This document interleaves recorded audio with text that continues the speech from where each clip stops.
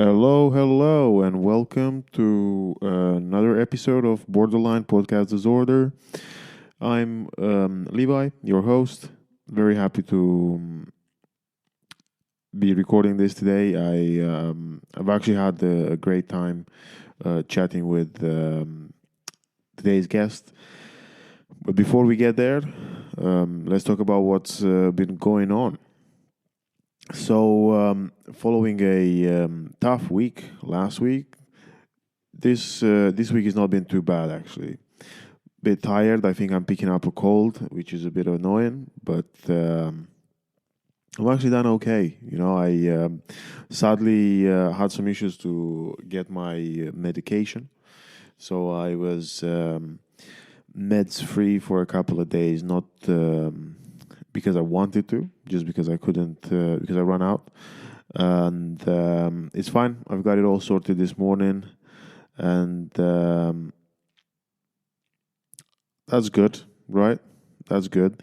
I've challenged myself this year to write 10 jokes a day, and I did that. So far I'm actually 12 days. I started my resolution on the 31st of December, and yeah, it's been going okay. I did the gig last night, and I tried some new stuff, and it kind of worked. It's still very early days, but I was happy with the things I've written down, and I've realized that I enjoy writing. I remember that I enjoy writing, and I enjoy the creative process. So that was nice, and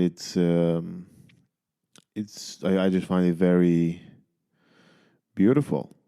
I have been referred to see a therapist again, but I've not yet replied to the email, which I will get that sorted.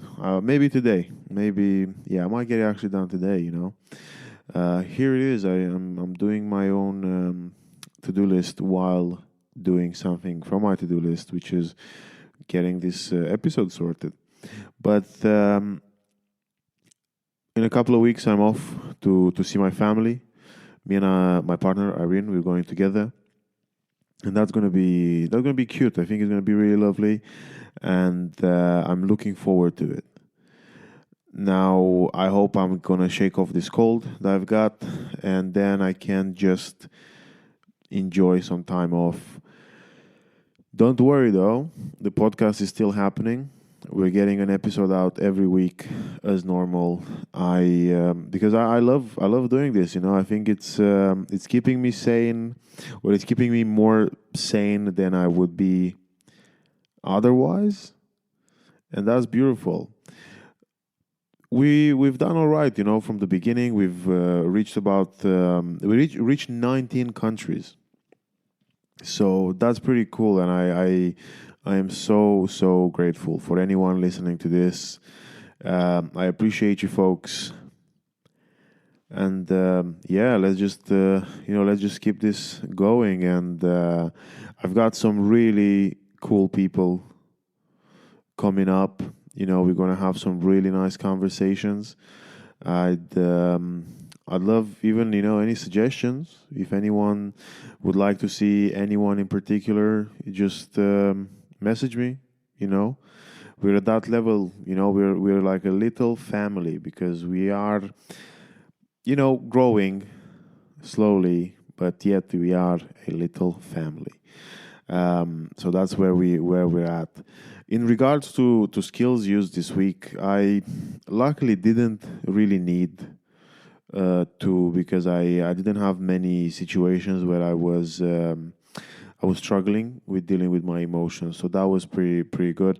I think the only one is just that I feel fatigued. So again, same as usual with me. Please is a massive one. I'm trying to sleep better. I'm trying to eat better.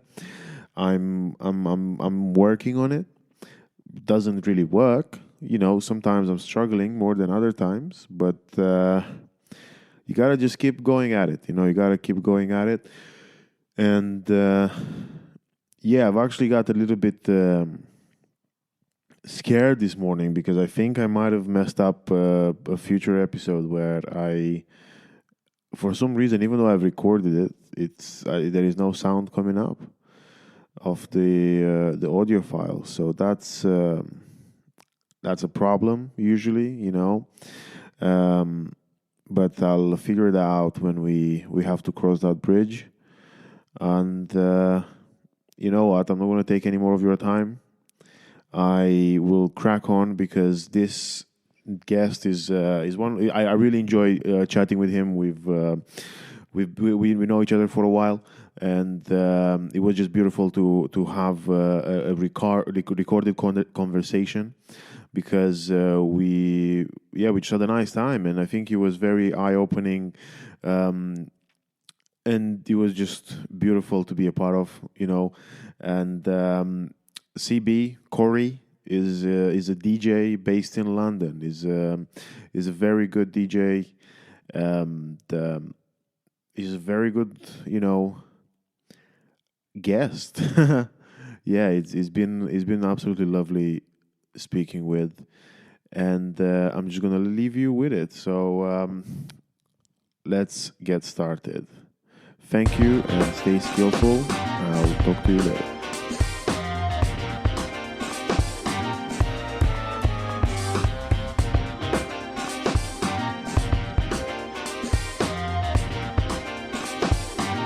Hello and welcome. How are you doing, CB? I'm good. Thank you. How are you? I'm all right. Thank you. How was your journey here?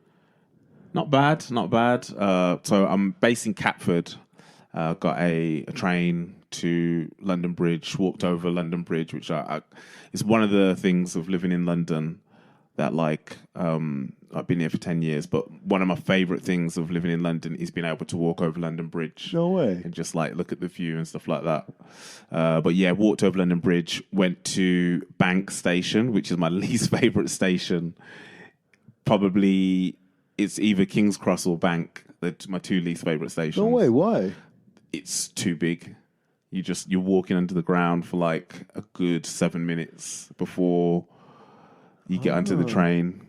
Okay, yeah. Fair enough. I might have never been to Bank yet. Really? I think so. I can't remember. It's so big. It's actually two stations in one. So it's Monument and Bank, and you can walk underneath the ground for about 10 minutes and walk from one station to another station.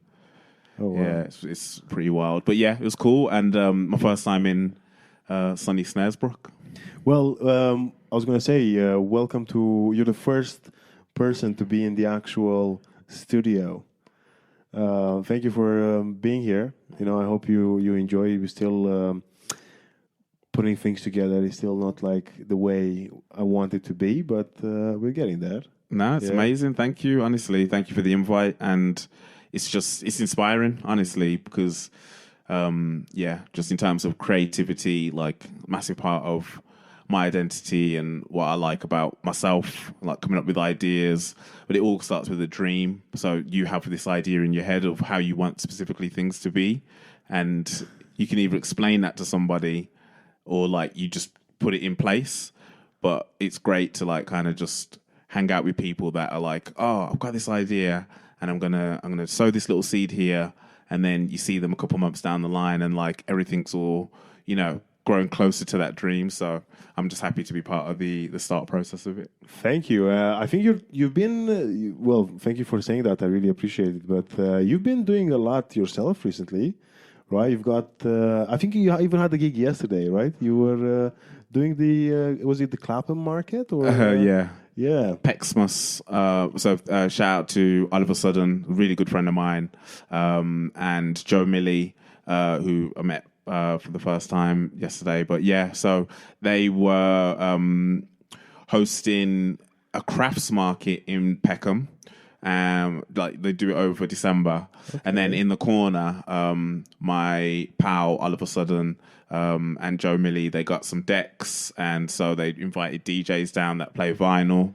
My friend Oliver Sudden, he has a it's like a vintage store, so selling vintage clothes, vintage vinyl, and then little trinkets and stuff like that from the 80s and 90s. He's got an amazing eye for that sort of stuff, and I work closely with him on a lot of gigs and different projects and stuff like that. But yeah, I DJ'd Sunday, Saturday, Friday, and Thursday. So yeah, it's keeping active. Wow, nice. That's good. And have you got a day off today, or you're? Today's a day off. Yeah, today's a day off. Nice.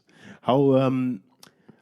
Okay, because you actually mentioned earlier that do you only do vinyl, or is it something? Is it one of the things that you like to DJ? That's a good question. Yeah, so I love collecting vinyl. Have a massive interest in collecting vinyl and DJing with that. I actually started off DJing with CDs. Yeah, so when would this be? So I've been DJing for 16 years. So that was probably coming to that would have been around about the time when CDs were dropping off because of Napster and like people were legally downloading stuff like that. Yeah. So I had a part-time job, and every Saturday I told myself that I would buy myself a CD of like a rap album or a particular album of music that like I just really enjoyed, and it was every single Saturday. So I amassed this amazing CD collection.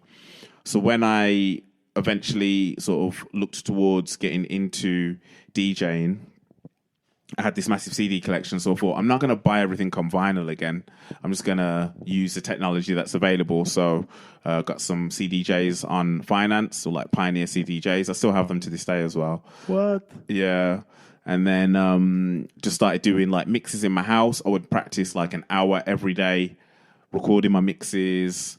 The original reason why I wanted to DJ is because I just wanted to do radio. I just wanted to be a radio host. It's just like the dream job, being able to talk about music, play music, and sit down. Like they're my three favorite things to do. Nice. I love sitting down. But nice. Yeah. So I started off with CDs. I took part in this competition. For like this alcoholic drink called Alizé, and I won the competition, and part of the prize was £1,000. So I used that money to buy a Mac and buy the software that you can manipulate files on decks. So it's called Serato. You probably heard of it before, but like, no, I haven't actually. If you're ever in a club, you see someone with a laptop. What they're doing is using the files, the music files, so things that are in iTunes or on, I was going to say Windows Media Player, but like... Yeah, what was it called? I forgot. Winamp. Winamp, yeah. It would usually be either AAC files or MP3 files, or you could do it with WAVs as well. But yeah, they're files on your computer, and what you're doing is connecting your Mac to it's kind of like a sound card, like an input device that changes those files so that you can manipulate it on decks. Oh. Yeah. So Jazzy Jeff was like one of the first people to kind of like innovate with that, and he worked closely with Serato. And then that's been around for coming up to 20 years now. So yeah, I started using that and was using that for many years while I was DJing in Birmingham. Created like a bit of a name for myself as a DJ in Birmingham, and then playing like garage, dubstep, drum and bass, and was able to kind of come out of Birmingham and go to different places like London. Was able to go to Ibiza, Croatia, which was pretty cool as well. And then and then when I left Birmingham, I kind of just started looking more towards like humor, comedy, improv as well, and was getting involved in that. So I actually just kind of stopped my gigs and whatnot. But I still had close friends that were like getting into DJing themselves, and a lot of them were just exclusively vinyl, weren't interested in using any of the digital stuff. So I had like skills of DJing with digital equipment, and then had my own little record collection, tiny little few songs on records that probably wasn't available on CDs or wasn't even on like Napster or anything like that, so you couldn't really download it. And then I would digitize those or whatever. And then so when it came to going to their nights, they'd say, "Oh, bring a bag of records with you, jump on, get involved." And then so when I kind of got a taste for that again, that was probably about 7 years ago, then it made me like just look at like what I really wanted to do, which was like DJing. And then like to answer your question, mainly if I get the opportunity to use vinyl, I will do so because I think I can stand out a little bit more because it's so easy to DJ now. If you've got like a little controller or whatever, it's so easy to do. So now, yeah, I am trying to kind of establish myself as like a person that uses vinyl more. But then also, if they have a digital setup, I'm not gonna say no. Do you know what I mean? Nice. Wow. So you started with CDs. That's cool. Okay, so your vinyls over digital, but you do both. And how did you get like into it? How did you get into it in the first place? Like, what made you think, oh, I want to like DJ? Because I know you said you do 1 hour a day, which I think it's incredible in the sense of the commitment. Yeah. So it was like going to the gym, 1 hour every day, and you were doing that, I guess, at home, right? Correct. Yeah. Yeah. And was it just because you got into like collecting CDs that you thought, oh, might as well DJ, or did you start collecting CDs because you wanted to DJ? That's a good. Yeah. So before the DJing, I was making beats on a software for PCs called Fruity Loops. So I went to college. So essentially, I went to college to study music technology. There, they had Logic and Cubase, and then at home on my PC, I had Fruity Loops. And Fruity Loops is like a software where you can make beats with the sounds that are already built into the application itself, but then also you can sample. So you can take a CD, put that onto Fruity Loops, chop up a song, and then you can like remix a song if you want to. It's really cool. And so I was making beats, and then aside from making beats, I think one of my interests was radio. So like I would listen to like some of the bigger hip hop shows on the radio at the time, and of course we're talking like even though the internet was about, at the same time radio was quite prominent for hearing the newest music that was available. So it's not the case now because everyone just puts it on their social media. But back for you children out there that are listening to the Borderline Personality podcast, there was a time where you had to turn on the radio to hear the newest music. And I just thought that was quite fascinating. I thought it was quite exciting. It's quite nerdy of me to be like, Friday night, there was a show on Radio 1, Tim Westwood. I'm sure you've heard of him, but like he's an absolute wally. I can say that because I met him personally, but and he's recently been cancelled as well for dodgy stuff. But no, I don't want to kick a dead dog when he's down. But I did used to listen to his show, and he used to have like everyone from Jay-Z, like Kanye West. This is like when people like first starting out, they'd come to his radio show. He was like the gatekeeper for everything in hip hop, including UK hip hop as well. People like Skinny Man, Klashnikov and stuff like that. Everything went through his show. So that inspired me to be like, I want to be a DJ. And then when I was at home, like practicing my mixes, in my brain, I was thinking my mixes are going to be for radio shows. Even though I would go out to club nights and in Birmingham and watch other DJs, and I never really had it in me to be like, I want to be DJing in the nightclub. But it wasn't until I got those opportunities to DJ in clubs, and that was like immediate money as well. It was like, well, tax-free money. I mean, hey, you know what I mean? Everyone loves a bit of tax-free money. So yeah, like cash in hand stuff, like nothing major. It wasn't like, Donald Trump, making big bucks. But, I just fell in love with the immediate reaction of, playing a tune and seeing a crowd like react to it. Oh, wow. Yeah. And have you done any radio work? Yeah. So, so for radio work, there were a few stations. I know you were based in Manchester. I don't know if you had a Galaxy. It was called Galaxy. It's now called Capital. Oh, yeah. Yeah, so Capital. It was bought out by an umbrella company and changed. But I used to work on a breakfast show in Birmingham. It's called the Dan Kelly Breakfast Show. And I would kind of like write these. So I was broadcast assistant and I assisted the producer. So what that meant was when people called into, so say like it's a breakfast show, the top of the hour, they would have like some subject that's in their book of like things that they could possibly talk about for that day. And then it's commercial radio as well. So like every 20 minutes, there's going to be adverts that play.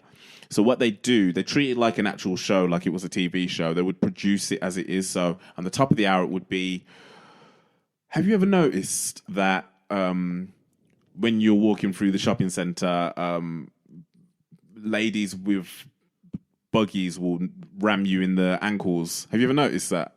And then we'd say, "I'll call in if that's ever happened to you, and also call in if you own a buggy and if you do this on purpose." And then so they would kind of bring it up over 20 minutes. And then people would call in. They would record the calls because you don't want people like saying mad stuff live on national radio. And then I would have to record the calls, and then we'd play them out. But then also like there's like little things that they would just read, like, oh, Sue in Dudley says blah blah blah blah blah, and I would actually just write those things out myself. So I'd write funnier things or like make up things, and people would add to those over the hour. So like it'd be 20 minutes, then ads would play, then it'd be another 20 minutes. So like it kind of like we'd be producing this content over a 3-hour show. So yeah, they were like, I don't know, I'm quite nerdy about radio and stuff like that, how the format works. But yeah, so that was my first taste of radio. Then you got Radio 1 as part of BBC and BBC One Extra. And so I kind of made my steps towards working in those stations and got some work experience opportunities where I was able to make jingles. So, you know, like, you're now listening to da-da-da-da-da. And like, so I would, on my work experience, I would book a voiceover assistant, get them to record jingles. I would edit them in Logic. So, yeah, that was kind of like, that's me at like using everything that I learned in college to kind of like, yeah, like I've personally, I found like education and college quite useless because I knew exactly what I wanted to do when I was 17, so I didn't think I needed qualifications for any of those things. But then when I started doing more radio stuff, it was like, oh, I've been using Fruit Loops, I've been using Logic in college, I've been using Cubase, I've been using these applications, and so like it was like second nature. So when they would present these things to me, like, oh, we're going to do an ad on this, I had to learn how to like, I guess, do it on a BBC standard, but I had my own sort of like experience with writing those little skits at Galaxy, and like little voices and little tidbits here and there. But then, yeah, I learned how to kind of make these jingles and whatnot. And then I did a few shows which probably came on like 4 a.m. in the morning for BBC Radio 1 and One Extra. And then, yeah, but then again, because with DJing and the immediate money, I think in my head I was just like, let me just stay in the clubs, let me just, you know, keep active. And then just managed to like get out of Birmingham and DJ across like Leeds, Manchester, Sheffield, Nottingham, Loughborough, Warrington. I know I'm showing off now. If you've ever been to Warrington, it's a nice place. And where else? Yeah, just getting around really. I mean, but yeah, in terms of like radio, was able to get some experience in, but I think my focus was like in the clubs and kind of just like my name being on flyers, and then, you know, because that's currency in itself. I've kind of learned that perception is currency. So, you know, if you're on a flyer, that means that you're a part of this thing, and people are going to want to come and see you and stuff like that. So, wow. Okay, so that makes sense. I mean, you've done a lot. You've done comedy as well, or this like, is true. Yeah. would you still do it, or do you still think about doing it? Or because I know you were mentioning when you moved from Birmingham to London, you started doing improv, and comedy. And was that actually because you were writing for the Capital is that what made you think, oh, okay, I can? Or like, what made you then try comedy for a while? Yeah, so good question. So really good questions, of course. I mean, a big fan of the podcast. I've listened to all the episodes. But so for writing and being humorous, as a kid, this is way before my interests in music or wanting to be a producer. Like I was just super inspired by like comedic movies, comedic actors. So, you know, anyone from like Eddie Murphy is like a massive one, Jim Carrey, Robin Williams, you know, just like that kind of that clown role in a movie that's like they can just be a little bit surreal and a bit silly. I feel like in like more modern movies, I see like Kate, I can never say her surname, Kate Miniman or McKinnican. I think she's on SNL, but like she's in Office Christmas Party, and she was in Barbie. Did you see Barbie? She was weird Barbie. Yeah, like that kind of role where like they could just be a bit goofy. Yeah. So when I was a kid, when I wanted to be, you know, I wanted to kind of act. I did some theatre shows and stuff like that. So I was always kind of comfortable on stage. And then for moved to London in 2013, the links and connections of like DJing weren't that strong. Like I'd established myself in Birmingham and then up north. I didn't really have those connections in London, but I know fundamentally just in my nature, I'm quite a creative person. Like I've already named like 7 different things of like DJing on radio, DJing in clubs, you know, making ads. It's just all those kind of things I just find fascinating and really interesting, and like they take up a lot of consumption of my brain and attention. So when I was in London, like I was like a massive comedy fan, like, and I still am a massive comedy fan, but like going to shows, like watching the shows, kind of like guessing what the jokes are going to be, and just like feeling like I'm quite connected with what's happening on the stage, as opposed to like going to see a show just to see a show. I think like I was sitting in the crowd like thinking, oh, he's going to do this now. He's doing crowd work now. Oh, this is a callback. Oh, this, like, I just, you know, just learning all these different things from comedic movies, comedic actors like Chris Rock, Dave Chappelle, Dave Attell, people like that, which I just found like, just, yeah, really skillful, you know, more, you know, just interested in like how jokes are structured, the mechanism of laughter. So like, I think that there is something also fundamentally in me that's like just interested in entertainment as a whole. That magic of being able to like take someone out of themselves.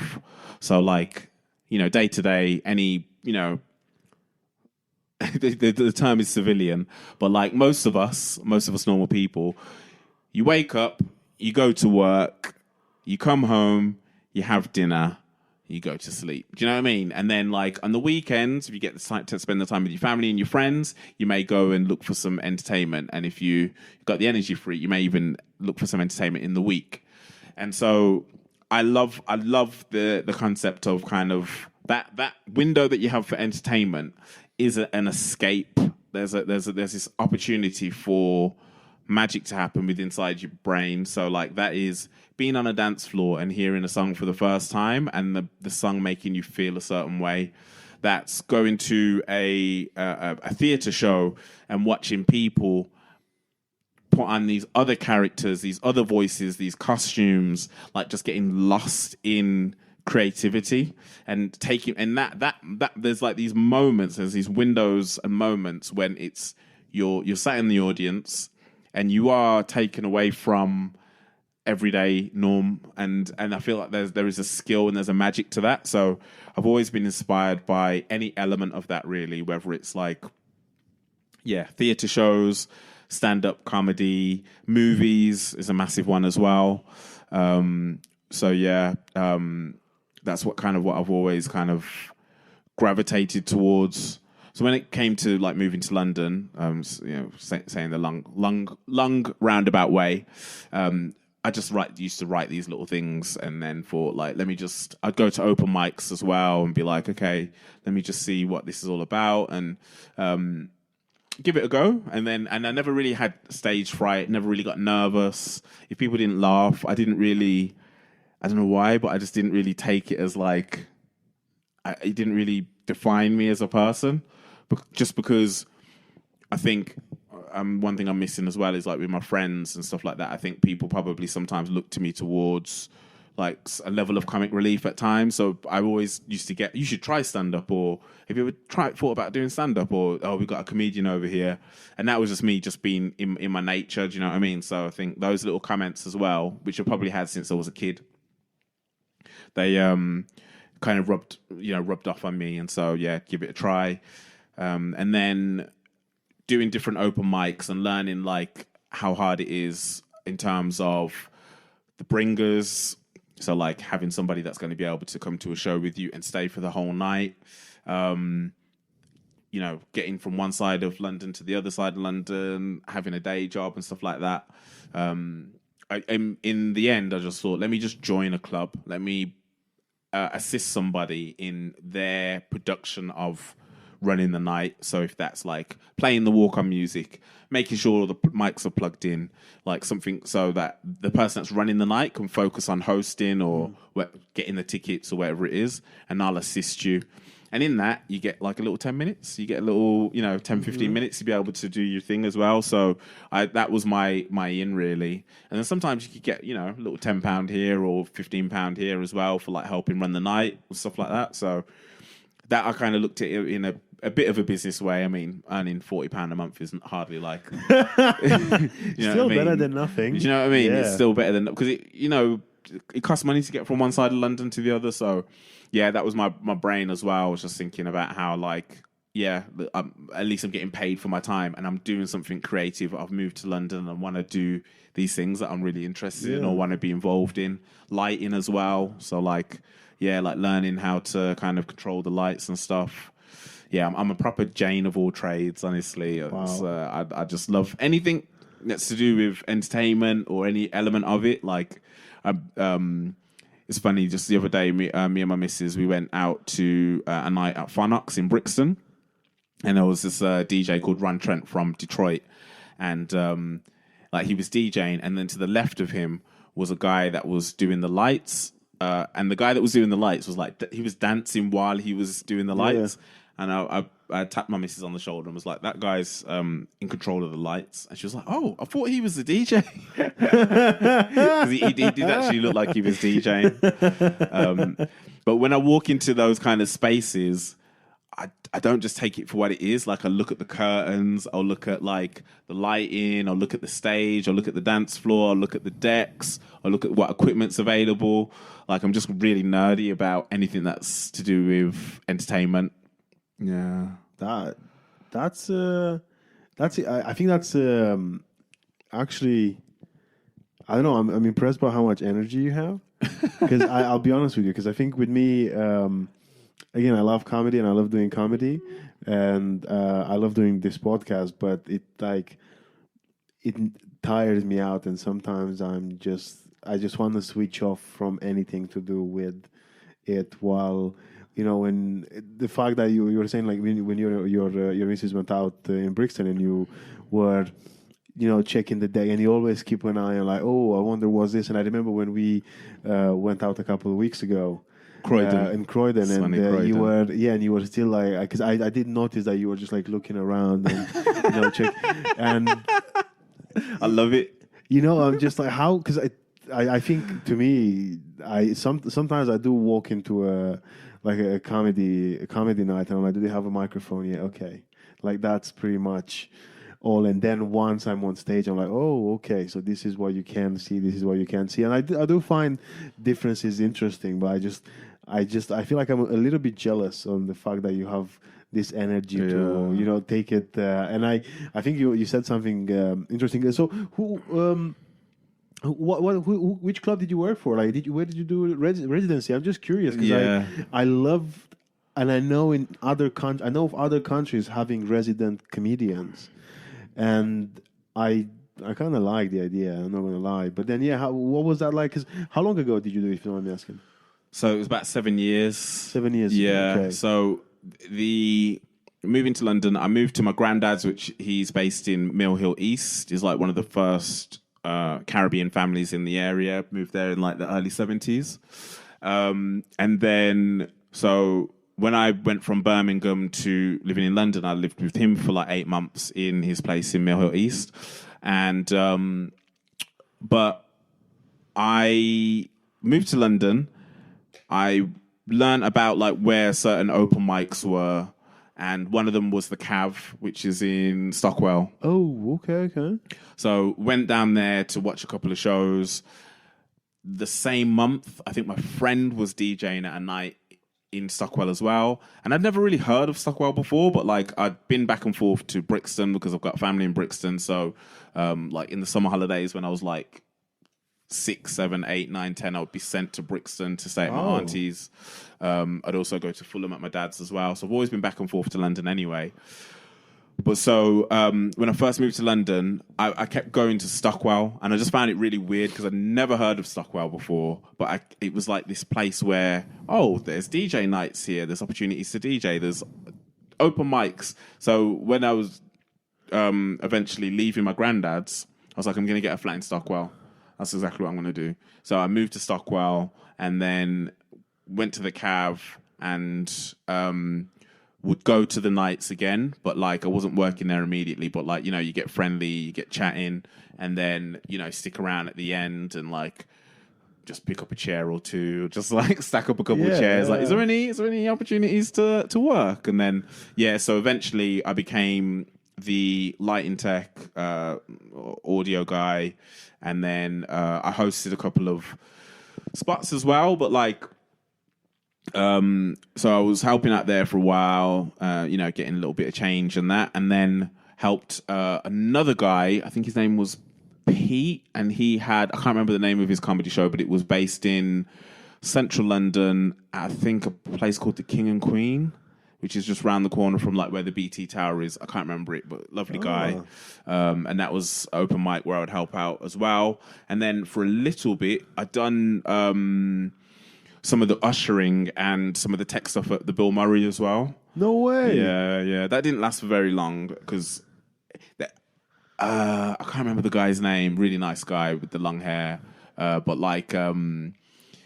He was saying that like the Angel and Bill Murray have like a community culture, so like you should come and hang out even if you're not doing a show, or which I understand, but like it's London, you know what I mean? Like if I'm not going to go on the other side of the city just to hang out just because, you know what I mean? So that never ended. Like I never ended up there on a permanent basis, but I'd still respect it, and I love Angel as like I think it's one of the dopest open mics. The waiting list is ridiculous, but like, also that's also because it's just like a high caliber quality place. So yeah, hats off to them that's still going. But yeah, it was like around when Bill Murray first opened and stuff like that, and like helped out with like a few shows and. Like I think they had like a couple battles there, which I helped out with, like in terms of tech.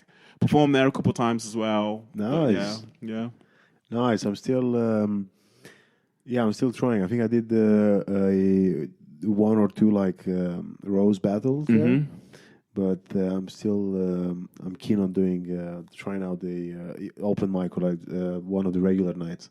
But it's a good venue. I like it. Yeah, it's very interesting. I like the idea of it being run by comedians or by being a community. But I also empathize with you that sometimes if you live in a different part of London, also I feel like when you don't do this for because I don't do this for a job, or like 7 years ago, when you have commitments during the day and you live in South London, then traveling to North London. Again, as much as I do feel like I do enjoy the sense of community, I also enjoy the sense of resting and not having to do some things, or like there's no have to be forced into doing something, or not having to do something that you're like, oh god, I'd rather sleep, than do this, or I'd rather like go and have rest after my day job, or in my situation, I sometimes think, well, I'd rather go and do a gig, like perform somewhere, than even watch. Because I did the Angel. I watched a few works in progress, and I really enjoyed it. I love the idea of work in progress, but.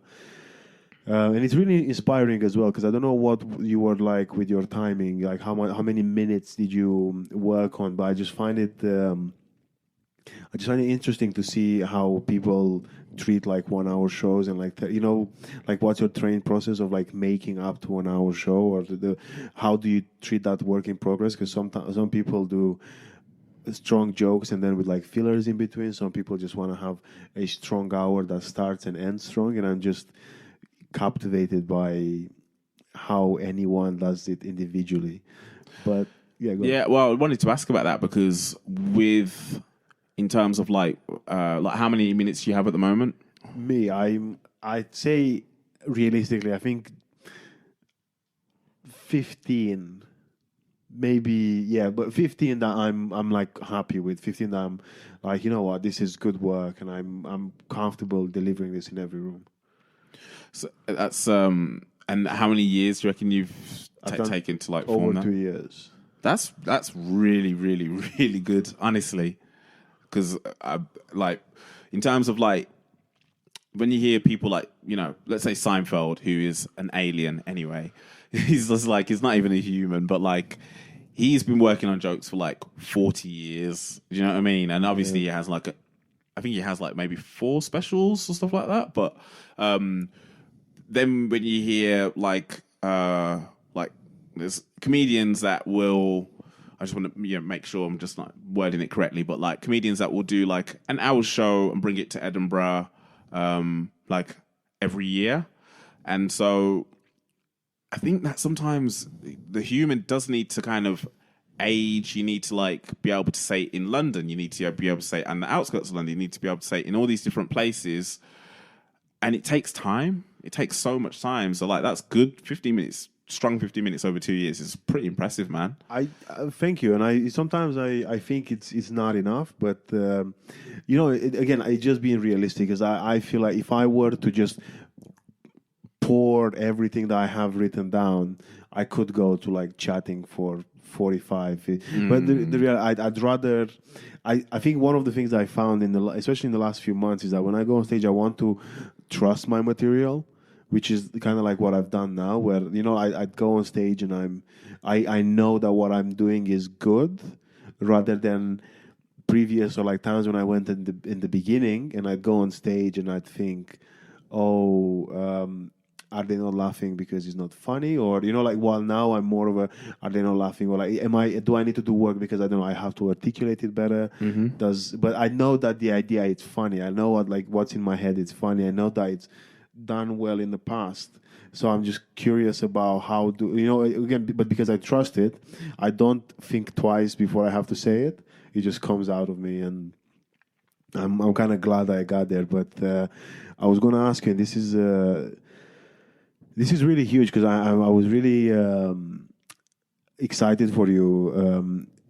We talked about like having like being able to be flexible between supporting the, say, hobby, or supporting your dream, and having a day job.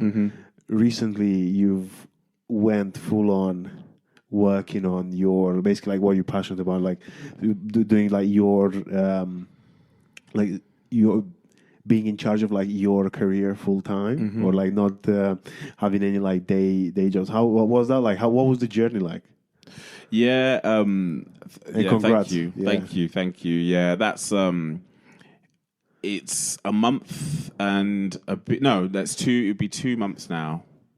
So no, end of October is when I first went full time with music, and it's a dream. I'm living a dream at the moment, and there are like a few things which I'm trying to do with my life in terms of being in the moment. Like I am trying to practice gratitude for what I have. So in terms of not just like, all right, I'm full time now. Let's work. It's like, okay, take those breaths, take those deep breaths. Outside of music and like doing a day job, I was studying. I am studying Brazilian Jiu-Jitsu as well, and coincidentally, round about the time when I ended my full-time job, full-time work, I got my blue belt. So Congrats. So like no longer a white belt, which white belt is like the first, year or two of understanding. For me, I personally believe that the blue belt is the first actual belt. It's the first belt that you earn, should I say.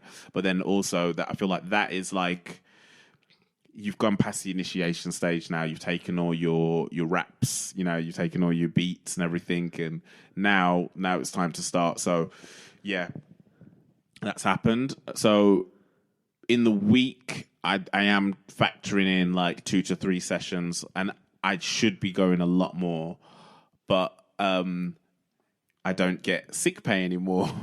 So if I get injured, there's this weird anxiety that I have that if I go like 6 times in the week, because it's each class is like an hour or whatever, and injuries happen a lot. You literally using your body to be thrown or to do or throw somebody else or whatever. So yeah, I'm trying to be kind to myself in terms of time, energy, and space, and then allowing these creative ideas to occur. And then I think that it's also allowing me to understand, I've listened back to a few of the podcasts as well, like the one with Nancy and the one with Valley Woods as well. So there's 2 things that I'll probably steal from them. So like, I guess in terms of like time and creativity and how like you factor in those 2 things. So like there's like you have an idea, then you put the idea into place, and then you start the idea, and then you finish the idea, and then you go into the next thing. And now what I'm trying to do is like develop some discipline and consistency around those different ideas. Like honestly, my dream job would be to be able to sit in a chair and just come up with ideas. Like just a nice chair like this, like a nice like soft chair. I could put my feet up and I can just sit back. Like that. I can put my legs up and just come up with ideas. And then someone that I know and I trust, puts that idea into action, because that's what they are really good at. And then I could just come up with another idea, and that would be my dream. So that's what I'm working towards, because there's quite a few different crazy ideas that I have, or I stay inspired by a lot of different things. But like I think, right now the main things that I'm focusing on is remaining inspired, remaining disciplined, and remaining consistent. And that's within not only my gym, practicing jiu-jitsu, being creative with DJ mixes, and then taking steps in towards putting that online and being able to make the creative shorts on YouTube, TikTok, Instagram, things that people can just see and consume. Because, talk about social media for a second. It fucking sucks because it's so distractive. But when we were children, when you were watching your favorite TV show, your favorite TV show would be stopped, and then this TV network would just throw all these different things at you. This new car, this new toy, this new cleaner. It'd just be thrown into your face, and it would be done with a song, or it would be done with humor, or it would be done with sex. And the exact same thing is what is happening on social media. Now everybody gets to do that all the time. Instead, we're not watching our favorite shows anymore. Now we're just watching back-to-back adverts for everything. So, like, how do you use social media and not let it use you? And that's my own little project at the moment, because social media is a powerful thing. Like, there's so many people that are like influencing. There's like people that have probably been doing stand-up for like 30 years. Then they've got this funny bit. put it online, boom, and whether or not their followers or their interaction go up and down, it can make or break you. So yeah, I'm trying to understand how that works as a function. And then the consistency, so around regularly posting, regularly going to the gym, and then also just like creating small challenges for myself as well. So not getting comfortable, not getting too comfortable. I think there may be some kind of insecurity there in terms of like, I don't deserve to have all this spare time within the day. But I know that Thursday, Friday, Saturday, and Sunday, if I'm lucky, I'm out till late around drunk people that are on drugs. Like I don't drink. You know what I mean? So like that part's the work. Getting to and from the gigs is the work. But yeah, I'm just trying to change my mindset on what I'm doing and how I'm doing it. And then also, I do have to kind of state, it's a message that I sent to you as well, in terms of like when I came to that gig in Croydon, I was able to meet your better half as well. Like, beautiful person. And I'm so happy for you, because I have a partner as well that's super supportive and has really helped me to take these steps into doing the thing that I really want to do. And yeah, I'd probably say that I can't really be in this situation without them, without their support, without their love, without their encouragement. And so like that has been massive for me in terms of just like growing as a person, because up until the age of 21, it was me and my mum, basically. My mum had my little sister when I was 21. She was 40. And then, so like, but my mum wasn't with my little sister's dad. So like, I essentially helped raise my little sister or whatever. But I say all that to say that as a child, most of my time was me and my imagination, TV, and my interests. So I was just by myself so much. And so like I just knew how to be by myself. I was my best friend. I made myself interesting. Whether it was interested in clothes, fashion, tech, comedy, movies, bike riding, wrestling. Do you know what I mean? Like, I just found things, football shirts, football teams. Like my brain was just latches onto all these things, and then I want to know, like what people's birthdays are, where they were born. I want to know. I just want to know every single detail to everything. It's just how my brain kind of operates. Like I think it's obsessed is the best word to describe. When I'm really interested in something, I become thoroughly obsessed, but it consumes me. And so now that like 37, I have to kind of be realistic in terms of like what interests are, what obsessions are, and how like I can monetize the things that I'm aware of, or and so my personal time, or and then living with an amazing partner, now I'm having to learn how to share not only the things that I'm interested in, but we're both interested in, like what she's interested in, like enjoying that as well. Like whereas before everything was just me and my world. So I feel like I'm really excited to be able to grow and develop just as an individual anyway. Do you know what I mean? So like I do have to state that like, yeah, my partner is like a massive inspiration for me and super support system as well. Wow. Yeah. That was what you said was beautiful. I generally it's just wonderful, and this is one of the things I've noticed, and I admired about you even since we started like to know each other.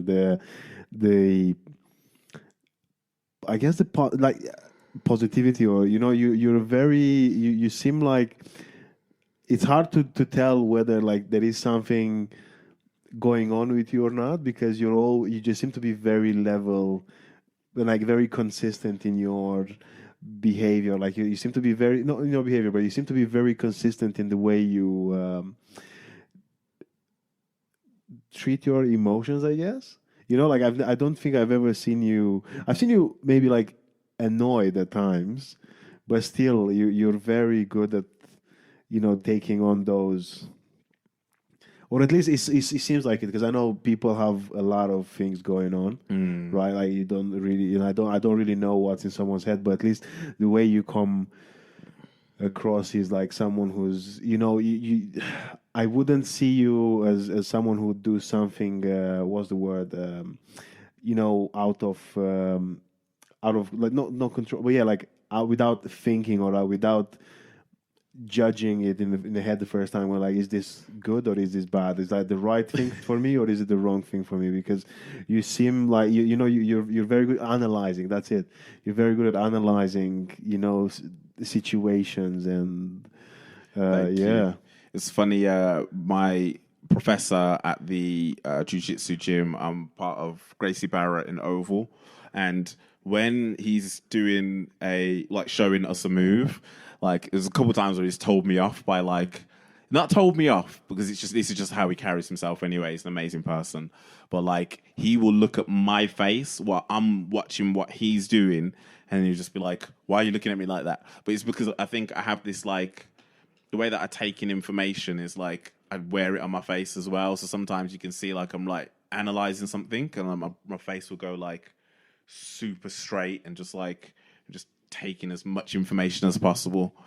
In terms of like what you said about sort of energy, attitude, and positivity. So it feels like it's the nice place to say on the borderline personality podcast. But I went through CBT just before COVID, cognitive behavioral therapy, which just changed my life. The name of the therapist was Nimi Hutnik.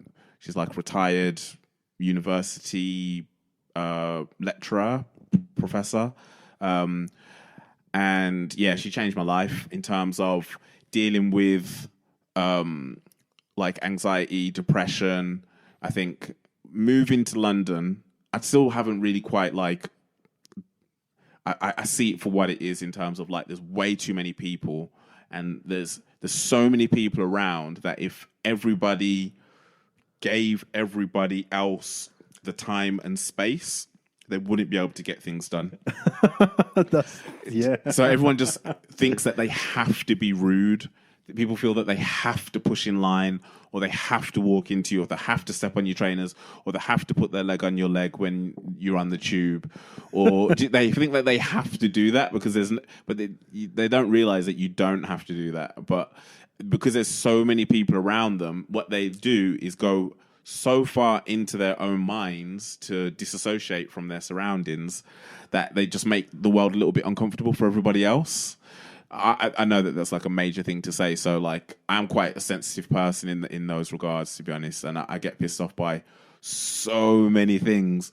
But like I'm also over analyzing and overthinking everything and seeing it for what it is. But my cognitive behavioral therapy allowed me to kind of like be kind to myself with my it's kind of like I saw this thing on I saw this thing on Jim Carrey's Instagram where it was like a picture of a person with a shadow, and then it was like therapy will show you like next to your shadow, and then the end result is like you're holding hands with your shadow, basically.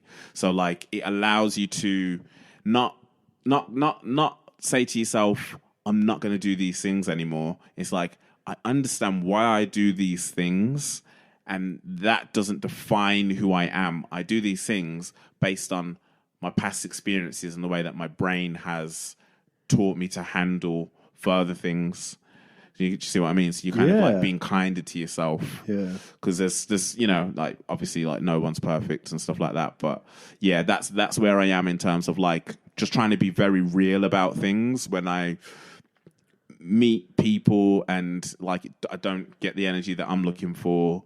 Like at first I'll take it on as like and I think what happened was when I was in primary school I was ostracized a couple times by like groups of kids. I was never bullied.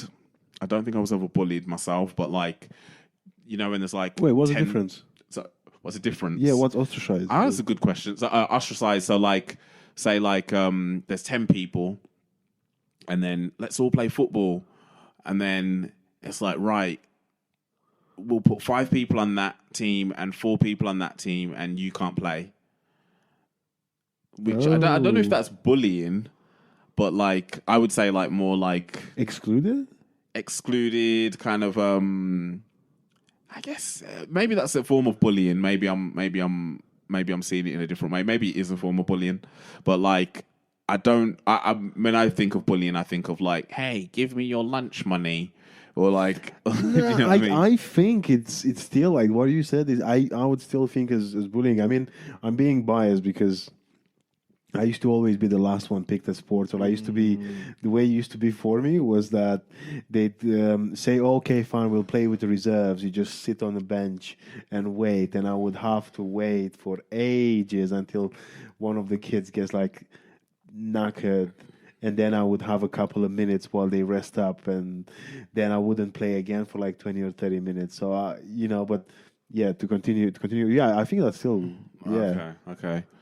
Yeah, well, yeah, I think from those experiences, sorry, with your situation, was that a teacher that chose whether or not you could play? No, or it was the kids. community. Yeah, it was. Yeah. So like that, I think like those experiences, which is like, to be honest, I think that's in my brain. I feel like that's a good experience. I kind of tell myself that in order to appreciate the light, you need the dark. So you can't. Life can't just always be amazing. You know, like how a Mario jumps from one thing in the air to another thing in the air to another thing in the air. Like you need to fall into the fire pit to learn to not fall into the fire pit. Yeah, I feel like that's kind of like a powerful thing. It gives you more experiences. I don't feel like you can always win. I mean, at the moment, I feel like my life is amazing and I'm winning on so many different levels. But that's possibly because of some of the shit that I've had to drag myself through prior to pandemic. But like, you know, as poetic as it may be, I felt like prior to that I was a caterpillar, and then 2021 I managed to become a butterfly and like actually become an adult man. Like I didn't really even see myself as an adult, or like I just saw myself as like a big kid, or like I'm gonna be in my Peter Pan pajamas forever. Do you know what I mean? And just like, and yeah, now I've kind of like come to terms with who I am.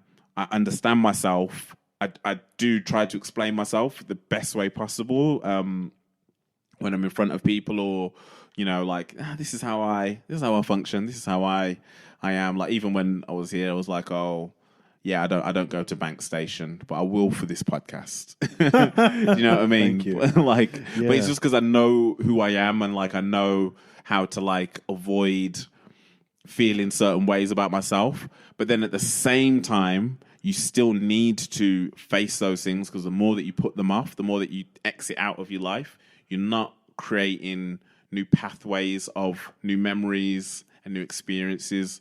It makes you more powerful, man. You know what I mean? Wow, no, that's beautiful. And I was thinking about what, because I think sometimes, and I think I've seen something like this before, or like I've seen this thing before where you were saying that, oh, if you had something to tell like the child in you, or like the younger version of yourself, just tell the younger version of yourself that, oh, things can eventually get better. However, I still think that, and especially I think the impact that it has on a child, because I know like some things that I have been impacted by as a kid, because you know when you're a kid you don't know that life is going to get better. Like to you, I think, because at the time as well, at least in my case, it was a lot of like, what have I done to be treated like you know, like you're, because now and I think I've learned, because I've done CBT before I've got diagnosed with borderline personality disorder, but you know, you learn to be more kind to yourself. However, at the time, at least my situation was a lot of what it's happening. You couldn't understand, and I always grew up thinking that I didn't like kids, And like even now, which is weird because as an adult, I feel very uncomfortable around children, just because I was always picked on as a child. So I still feel weirdly defensive when I'm around kids, as if I will still be picked on. You know, it's weird. Like I could spend time with like 5-year-old or like 6-year-old olds. You know, I meet them like in the garden or in the communal garden, on my garden. But yeah, I mean, or like, you know, sometimes I see them in work and stuff like this, and a part I noticed that I'm just like shut the doors. Like a part of me is just like barricade the windows, as in no, again, like don't let them come in, because as soon as they come in, I'm just scared that it just brings all these like emotions. It's very weird, and yeah. Something tells me as well that kids gravitate towards you as well.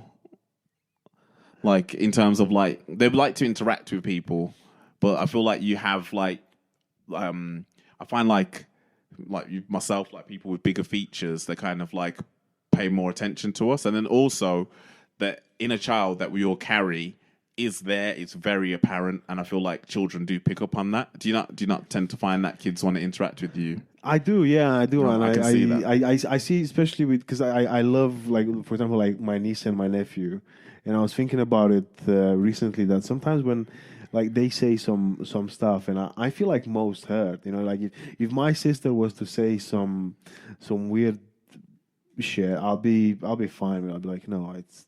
But then if say like, I remember a couple of years ago, I think, or like a year or so ago, I was helping my niece with her homework, and she wasn't happy by the fact that I was like, we're not going out until you finish your homework, and she was like, oh, I hate you, and I remember I felt so sad when she said I hate you, as if like she meant it, and as if, you know, while look, for example, even like say again, my sister would be like, oh, I hate you, I'll be like, yeah, fine, I know you don't mean it. It's crazy. So yeah, I do see that. I do see that sometimes, and I get. That's the thing. I feel like once I get comfortable, like once, for example, like I have one of my closest friends, Johnny, is in Manchester. I get on with like his daughter, you know, and like we play every time I visit. We can like play for hours, and we're just having a nice time. And I do notice that, but I think especially at the beginning, you know, and yeah, at the beginning when like I see Dirk, my first thought is, oh God, what's gonna happen now? And sometimes after I interact with children, like my first memories is times when I used to have a good time with kids, and then say like my best friend would become someone else's best friend next week, and I would be so heartbroken, you know. And like, yeah, I'd be like, oh no, like that's it, you know. And that I generally think like some of my very early memories are, I used to lie to my mom. No, sorry, I used to lie to my mates when I was a kid, because like they would ask, they would say, "Oh, do you want to come outside?" And sometimes I would lie that my mom didn't let me go out, even without asking my mom, just because I didn't want to go outside, but also I didn't want to be like, "Oh, I don't want to go outside," so I'd be like, "My mom said I can't go out." And I would just go and play FIFA, or like, I just go like Counter Strike or whatever it was on at the time, and I'll, you know, yeah. Yeah, I guess like these are early when you look back, like understanding introversion and extroversion, and like I think those kind of things make me think around like, are they genetic things that you're born with, or are there like specific experiences that you have at a particular age, in between say 2 and 6 maybe, particular experiences which like develop like just and then it changes how you interact with everybody and the whole world around you for the rest of your life. Do you know what I mean? Like some people get energy from being around people all the time. Like that's just how, like when there's like deathly silence and they're in the house by themselves, they'd start to panic and stuff. I am in heaven when that happens. Yeah. Like, but then also like I say heaven, but then chilling out with my missus at home is like the sweetest thing in the world. It's also heaven as well. So like, but the reason why I said that it was heaven first is because I'm going back to my childhood when I never had no choice. I just had to like make my environment interesting. I had to play with my toys. I had to put the TV on. I had to put on my mum's music or whatever, like put on one of her, records or something like that. Or, you just become creative. You create. And so they're like, it's coping things, isn't it? It's coping. But then when you start, again, with this, we're talking about doing CBT and stuff. When you open up like, okay, like there's these few instances in my life that's like I've now taken that on as, this is my personality. But it's not really the case. They're just like these learnt behaviors, which then you can make a choice whether or not you want to let that define you. Do you see what I mean? I do. I do see what you mean. I agree, because I think again it's a weird, and it's a much look. I think it's such a huge conversation that probably will never stop between like nurture and nature. Like what's the middle ground? And but I also see the both sides. That's why, again, I think it's incredible the things that you were saying, like the way your perspective now on certain things, because I was probably the same person of like, just like playing on, again, like putting music in the background, like trying to like have to distract. But you see, like for me, for so many years, it was, I don't think I was distracting myself because I want to have like a good time or a better time. I think it was more of, based on a fear level. Was kind of I'd rather be alone because then nobody can hurt me. But then you look back, and I would look back and I'd be like, why am I not speaking with this person anymore? And I'm like, because I've probably rejected them, or like I run away before they could run away. But then, and it's I just think that your perspective is beautiful, and it's very okay. Not as if there is like a wrong and a right, but I think yours, it's a very, again, I think it looks like it's it's working well for you. It's working in your favor, and you definitely deserve the good things, because and everything that's like happening around you. Because you're you're doing really well, and you're a lovely person. I think every conversation we had, and I still enjoyed when we watched the London Lions live, and hopefully we can go again soon. But you see stuff like this where I think even when I saw you when you were like transitioning, when you were like, okay, I'm done with my day job, this is my day job now, like this is my big focus career wise. And sometimes you're like rooting for someone because you're like, if it goes well, like if it goes well, I want to go well for that person.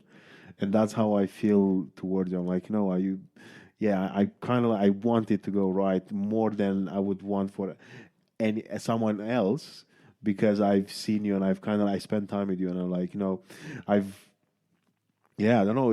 Even now, I think, sorry, I'm just lost in this thing. I'm gonna stop now, but it's good, and I'm glad, and I think it's and you have a vision which is beautiful, and I think the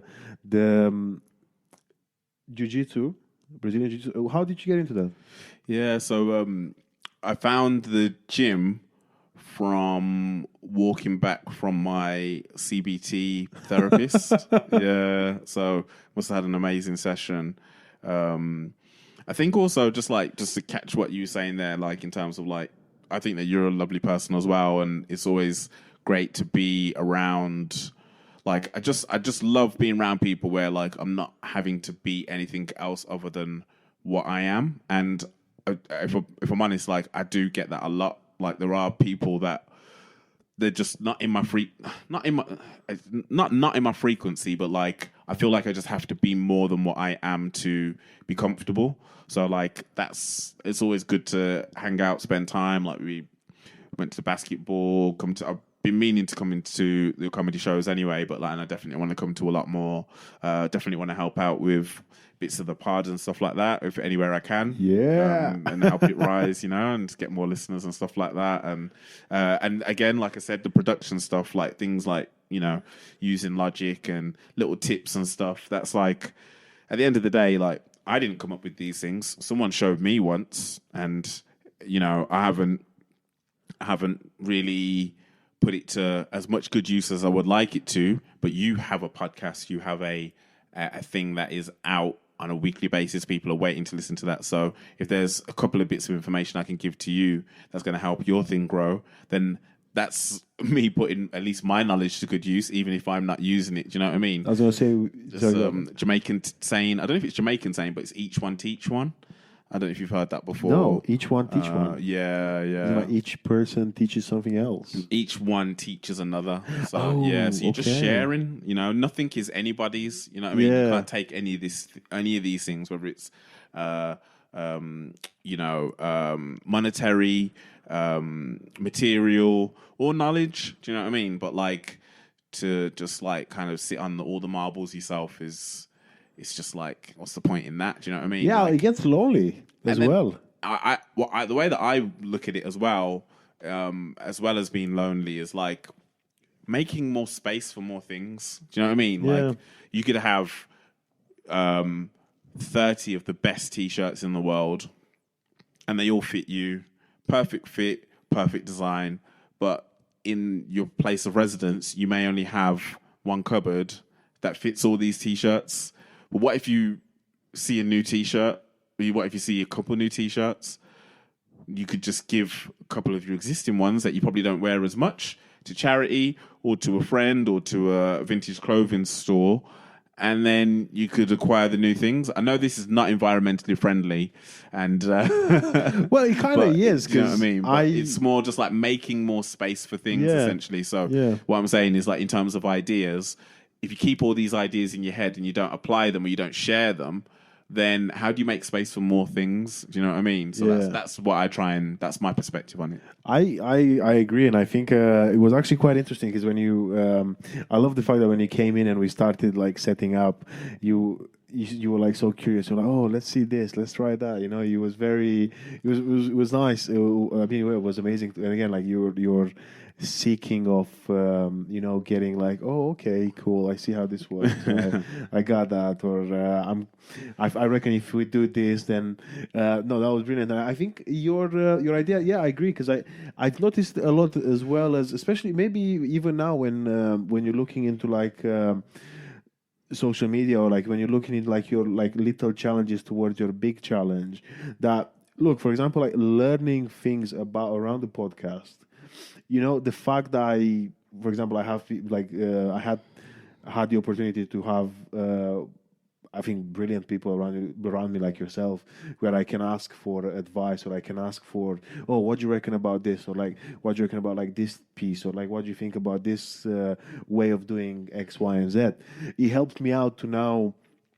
And again, it's still a work in progress. I'm still learning a lot. But look, for example, from the first episode to now, I've learned more. And the fact that someone was there to help me get that information quicker, then it actually helped me move on to focus on like my main goal, which is not the producing, is not the recording and understanding. It's the actual podcast, the interview, is getting to know the person, getting to share someone's story out. And that was only possible because someone was like, oh, I'll help you out with that. Like I had Liam, he's a part of a band called the Birches, over, and he's the one who's basically given me like loads of tips as well, and helped me out. And if it wasn't for Liam to go like, oh, I reckon this is Nancy. Nancy was the one who was like, just do it, just get it out there, just try, just put.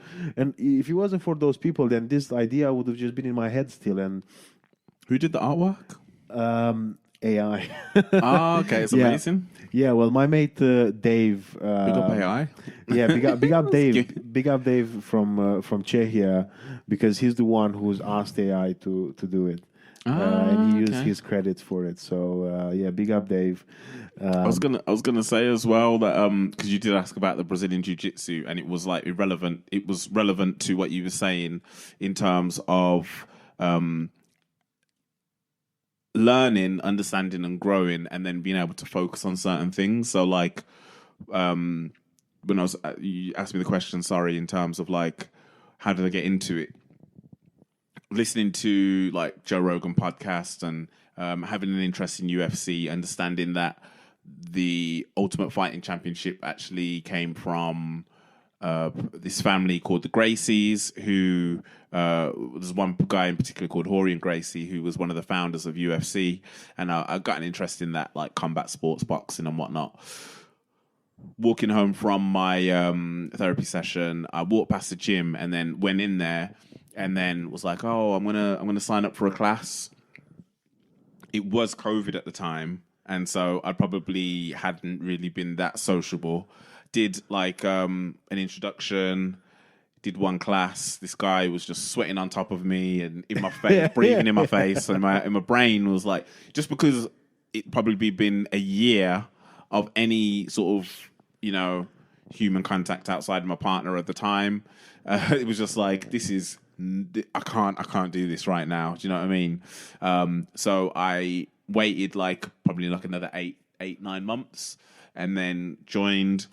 And yeah, that is the exact same thing in terms of understanding maneuvers in grappling, submission attempts, and then fitness as well. But like, there is definitely something in me that, like, I think if I look deeply into it, I think that there was, as a kid, like not having my pops around and stuff, not having my dad around.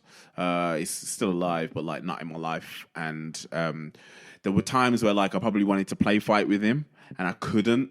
And then at school, I'd like play fight with my friends, but then that would probably get too, you know, violent, and then, you know, get into an actual fight or something like that.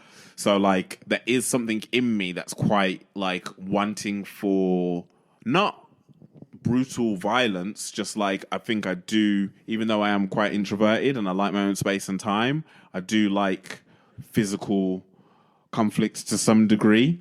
And then so the beautiful thing about jiu-jitsu is the respect and the honor of the people that you're around. Like, I need to learn how to choke you out.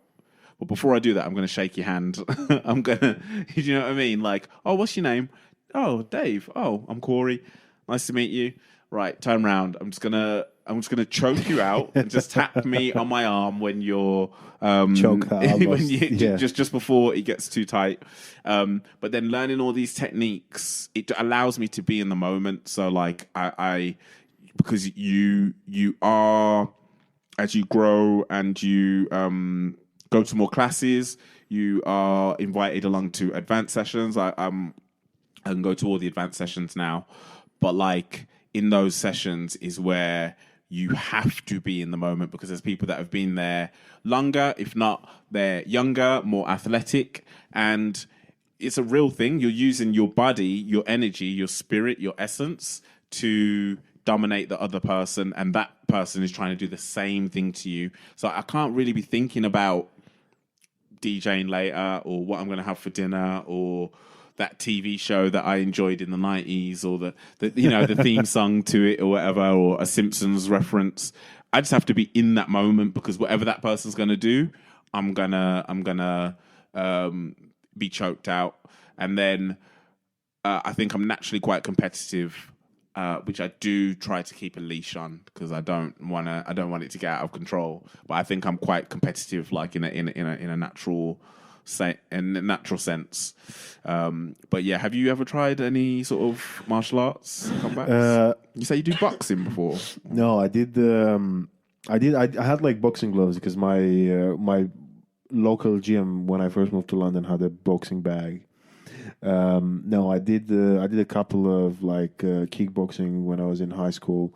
Didn't really like it. I didn't like the people that were involved with it. It was very like too chavvy for me.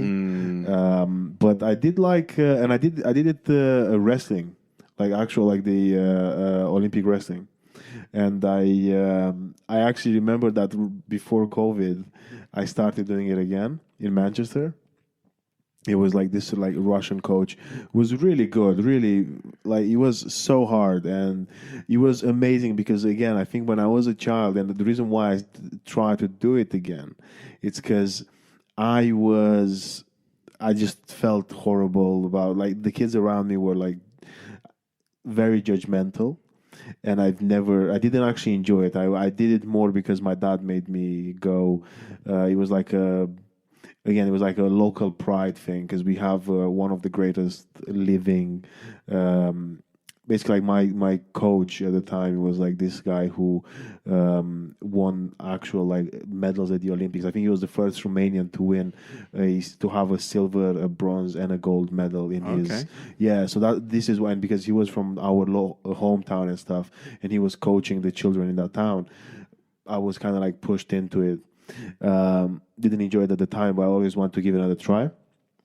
And yeah, I tried it before COVID, and I had fun, and I think I got to the point where there was this like um, Russian guy that was just throwing me around like I was nothing, and instead of I remember this happening as a kid and being like made fun of while this guy was just like, come on, get up, you do me, and some, and I was like, this is like that. The fact that again, I felt the camaraderie, and I felt, and I agree with you. I think with combat sports, the fact that, or like, I love pretty much. I think I love loads of sports that have some sort of like contact, and it's a part of it is because I feel like in order to fight someone you have to respect someone to again not necessarily in a personal level because that person might have again very different opinions on I don't know human right whatever you but on the fact that someone's spent the time to train towards something that is that's a thing that's a thing that needs and deserves respect to a level. The fact that they showed up in a gym, whether I don't know, say they have different political views than you do, different, I don't know, beliefs, whatever it is, you kind of like leave that on the side. You separate the art from the artist, or the whatever, however else you want to say. But then you respect that, because again, like you said, that guy, that person that you're about to choke in the gym at the time, they made the same commitment that you have made to be there, to work hard, and look, even again, the fact that they chose that as their outlet, that's even better, rather than, I don't know, hurting people in a non-consensual way. I'd rather, and that like I think the older I got, the more I love watching contact sports, just because I love the fact that again there is a way to basically be entertained by that and feel like you're a part of it. Whether you're watching like your favorite fighter, or I watch like my favorite football team or whatever, or like rugby team. I still, at the end of the game, I'm like, okay, some of my anger and some of the things that I'm going through, they are kind of like gone away now, and that's beautiful. Yeah. With combats, but I agree with what you're saying in terms of like the respect. I think that like when I do want to sign up to compete next year. Like I say, I mentioned my age already, 37, so I'll be 38 next year. But watching people go through that interaction, pushing themselves through something and also for the sake of entertainment. Like I go to the gym and I'm doing it just because it makes me feel better throughout the week. It helps me to communicate with people. It helps me to alleviate anxiety. I get my fitness in. I also get to learn and work on my techniques and how to use my body creatively to get out of situations and put people into situations. But then like the Anthony Joshua's and the Tyson Furies and Conor McGregor's and Israel Adesanya's and these massive combats, they're what they eat day to day, how much they weigh, like the skills that they know, and then there's all this work that you have to do to put yourself physically, and then you have to their currency is developed through challenge, like taking on other challenges, and then not only taking on that challenge, but you taking on that challenge in front of the world. What, apart from probably rock climbing, because I hate heights. I don't know. I know you do rock climbing, but I can't stand heights. But like what, and probably like bungee jumping or any kind of like skydiving stuff. Like what is actually harder than being in a ring? If I saw a ring or an octagon, my knees would just start shaking. Like just the respect of just being by something like that, where you put everything, your mental, spiritual level on that, on that pedestal, or that level, and try and operate on your highest form and push. You're not only beating that self, you're not even beating the person that's in front of you, your opponent, but you're beating a version of yourself, the person that you once was, because you have to evolve from that to be successful. It's there's nothing like it on TV. It's like one of the most buzzing things to watch. It's funny, like, watching it with people that don't really get it that much. Or it's like, oh, it's just people hitting each other. It's like, you're not wrong. They are hitting each other. But also, that one person is trying to make sure that the other person is not hitting him. And then also, he's trying to hit him more times than the other's trying to hit the other person. And it's so... And you can't breathe. You feel like you've got like a beanbag attached to your chest. You feel like you've just been put in a furnace because you're just burning, sweating, the room's spinning. Like you have to like push yourself through this next level. So like, again, it is entertainment, and I've brought up entertainment a few times. I know that's another version of entertainment, but I know it's too late for me to try and get into any form of like high level combats. But I do want to take part in a few jiu-jitsu competitions next year, just to experience that kind of like I've been sparring for about a year, and it's hard, really hard, but like fascinating and just a great way to learn. I'd love to invite you along to a class and give it a go. Yeah, I'd love to come. Yeah, I might. I'll come and I'll participate. I don't think I will. Yeah, I don't know, because I'm still very aware that. Oh, actually, no, I could be fine, because if it's a lot of. I'm not good with like again, like boxing is not. I'm slower at like those like impact, But if it's I feel like on the floor or like on the ground, I could do okay. I don't know, but again, better than actual boxing, for example, because I did notice like sometimes when I was like punching the bag, I would like take some videos of myself just to like see whether like like posture and stuff, not for social media. But I would watch, and in my head, I think I'm really fast. And then I watch the video, and I'm like, "Oh God! Like, how is this?" Because you watch professionals do it, and you're like, "Oh yeah, cool. That's probably how I look when I punch a bag." And then I watch myself, and I'm like, I could have been punched like 5 times by the time I. Looks like an outtake from Rocky or something like that. Like some kind of like it's like a slow motion. You put this on 0.5. Yeah. I'm like, oh, can I 1.5? No, 1.75. Okay, that's it. That looks good now. So yeah, I would be up for it though. Yeah, like I was actually, as you said it, I thought, what, maybe I might try. I might have a look around London to see if there is any wrestling classes, because I might do that too. But anyway, I had such a good time recording this. Really enjoyed it. Same. Now, what's your plan for 2024? Like, what is anything that's again coming up, or you're, I guess, planning by the year, or is it, anything that's being announced, or anything you want to share?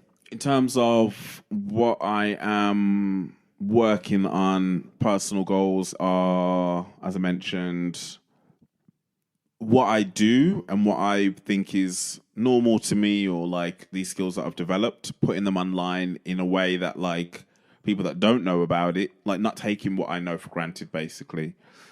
Sometimes, you see some social media videos and it's like, here's a door handle. Here's how you get out of the room. You turn the door handle. Follow me for more tips. And you're like, what? You know what I mean? It's like, here's how you drink. put a straw in your drink. Suck the straw. Follow me for more. Do you know what I mean? Like, some things are just like, curate something. you made a video out of that. So, like, for the things that I know in terms of music, DJing, those skills, maybe I don't know if I want to be an influencer, but I know that I need more eyes on what I do as a DJ, because I know that's gonna kind of add to my popularity, and it's less work in the end because people just come to you for the work. At the moment, I think I'm relying on sort of existing clients that book me. I want to work more outside of London. Like to go back to DJing in like other countries. Like I say, I've previously DJed in like America, Japan, Croatia, Ibiza. So I want to do more of those things. And again, like you can create like these funny TikTok videos and Instagram videos and YouTube shorts, and they can create traction in those other countries as well. So the challenge that I'm setting for myself is to put more of that content up online. And then for 2024, probably go back to my events. So just before the pandemic, I had an event called Cult Jam. And Cult Jam was an all vinyl disco, funk and soul night. And it was inspired by like the first people in New York that were doing nights. So like a lot of disco, house, funk, soul that came out of like the black LGBT space. There's a place called Paradise Garage. And so, like, my night was kind of inspired by, like, what was happening back then, and then, like, kind of, like, doing, like, a modern version of that. So, like, yeah, my night was all vinyl, and, like, I would mainly just invite, like, my friends and people that I know that had amazing record collections, and the tagline was, we play bangers, not anthems, and all vinyl, all vibes, all night. So, yeah, I haven't done one since 2019. But I feel like it's due to come back now. Like we're reaching 5 years of like not doing it. I don't know if you heard, but there was a pandemic that kind of like chill. Bring it back. It was really bad. Yeah, put things on ice for a little bit. So that's something that I want to like bring back. And then yeah, I do also have, like I said, I have a knowledge of like Logic and stuff. So a few edits of existing songs and putting those kind of things out for no money, just to feed DJs. I think that like my role in terms of my age and my skills is helping people to take their steps up. So if I have my own events, I can give people gigs as well. But like if I have my own events and I can bring people in that have amazing record collections and give them an opportunity and pay them to come and play, if I can make a couple tracks myself or edits or remixes myself and give those to DJs, then they can enhance their DJ sets. So it's not all just about me, but it's also about like just giving back to the scene. That's kind of where I'm focused on the most, really. And then I'm kind of inspired to do my own podcast. Doing this has definitely inspired me. The idea I had, I'll share that out, but like it was. So one last thing before we go, I used to rap. So before I made beats, I used to rap. What? And I used to do like grime and rap and hip hop and stuff like that. And I have written down every single lyric that I've ever written, and I have every single lyric that I've ever written. So the idea, similar to like this idea of like, I think there's one that already exists called like My Dad Wrote a Porno. Have you heard of it? Oh yeah, I did. Yeah. So it would be me reading the lyrics that I wrote when I was in between the ages of 15 and 21 and like roasting myself and like and just like going over some of the stuff and like yeah, so that's the idea. Just need a good name for it, like I don't know, like you want to be a rap superstar or want to be rap superstar or I don't know. I just need a good name for it, like promo use only or something like that, or I don't know, something cool. But yeah, that's the idea. And I think I may like when my missus works in the office and she's not at home, I think I might just do the same thing, like set up my mic and just record for an hour and then just save the file, just put it up, not think about it, just let it, just Yeah. throw it out there, because I've had this idea for a while, and for some reason I have these lyrics that I've written over 20 years ago now, and I just have them written in I have a Timberland box full. The box can't even close. It's all these books that I used to steal from school, like in science class, maths class, and just fill them with lyrics. A lot of them were quite crap, but it would just be funny to kind of share those. Just to read it out. Yeah, I think that's a brilliant idea.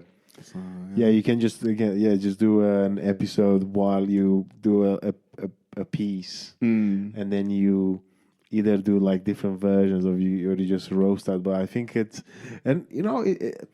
crazy to see this. And yeah, before we wrap it up, again, big up to you, man. I think it's amazing, and to also to have like constantly a vision and constantly working towards something. It's huge. It's like, I don't know, where I don't know what's the final destination. I kind of have an idea, like a rough idea. I really want to do this, and I also think community is so important, and giving back, it's massive. And again, it's always been in my head of like having other people going, oh, like he's kind of, I'm doing something to help things moving on. But it plays a huge part, and I think like you said, it's something that it started a while ago. It was in the back of your head. You didn't know what it looks like, and now you're in. The fact that you kept all those notes, it's kind of like it's a sign that you gotta do something with it. Who knows? You might like do one of the best albums ever. Like the album that never came out. Yeah, I mean, like look, Logic is getting like awards for his album. So what's gonna stop you? Exactly. Yeah. But no, yeah, it's been amazing having you here. Thank you. We'll definitely see you again, and we'll probably do something with the working on the podcast as well. While if you have any ideas, Corey is a good friend of it's a good friend of mine. It's also going to be a good friend of the podcast as well. He's also, I was going to say earlier, shout out to the 41 listeners in 6 countries from the past 2 weeks. From the past 2 weeks. Growth. Yeah. That's growth, man. Yeah, we're going international. That's it. I mean, it's been in the past 2 weeks, but 3 weeks ago, how many listeners did you have? Well, there was no podcast. Well, that's from 0 to 49. Next week it's going to be 70, 80. It grows, man. It grows. You know what I mean? This is amazing that you're doing this. Honestly, thank you for allowing me to be part of it. What's your handle? Where do people find you? Instagram at Corey Bocker, CoreyBocker. And that's like most of my stuff's on Instagram, but you can also see it on TikTok. And if you want to see random conversations about nonsense, go on X, formerly known as Twitter. And then like for video mixes and stuff, youtube.com/Corey Bocker.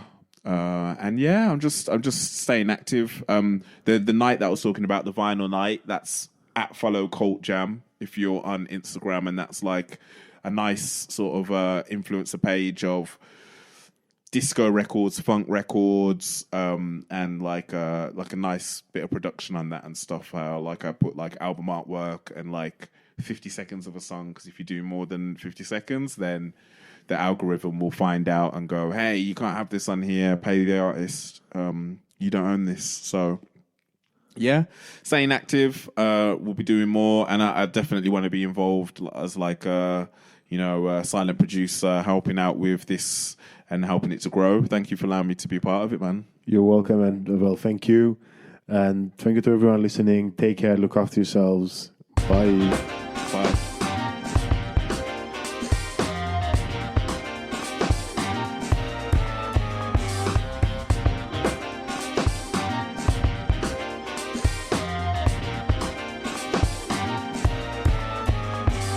Right, that was it. Thank you very much for listening, and I hope to see you all, or I hope you'll all listen to the next episode. For now, take care, have a nice week, and stay skillful. Look after yourselves. Bye.